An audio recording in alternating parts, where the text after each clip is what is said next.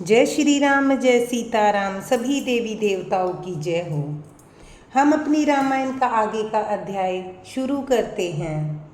राउ धीर गुनि उद्दपी उदधि अगाधु, क्योंकि महाराज तो बड़े ही धीर और गुणों के अथाह समुद्र हैं। बाह मोही ते कछु बड़ अपराधु, अवश्य ही मुझसे कोई बड़ा अपराध हो गया है।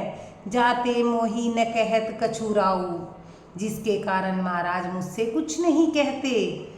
मोही सपत तो ही कछु सती भाऊ, तुम्हें मेरी सौगंध है माता, तुम सच सच कहो।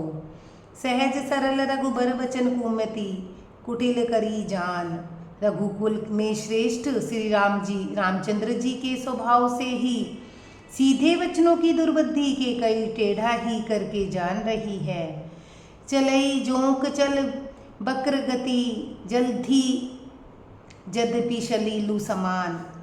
जैसे यद्यपि जल समान ही होता है, परंतु जोंक उसमें टेढ़ी चाल से ही चलती है। रहसी रानी राम रुख पाई, रानी के कई श्री रामचंद्र जी का रुख पाकर हर्षित हो गई। बोली कपट स्नेहु जनाई, और कपट पूर्ण स्नेह दिखाकर बोली। शपथ तुम्हार भरत के आना, तुम्हारी शपथ और भरत की सौगंध है।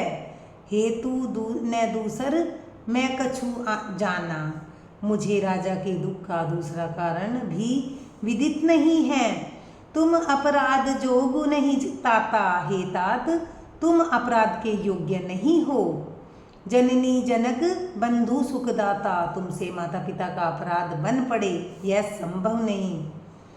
राम सत्य सब जो कछु कहूँ, तुम तो माता पिता और भाइयों को सुख देने वाले हो। तुम्हें पितु मातु बचन रत अहू, हे राम जो कुछ कह रहे हो सब सत्य है। तुम माता पिता के वचनों के पालन करने में तत्पर हो। पितई बुझई कहूँ बलि सोई, मैं तुम्हारी बलिहारी जाती हूँ।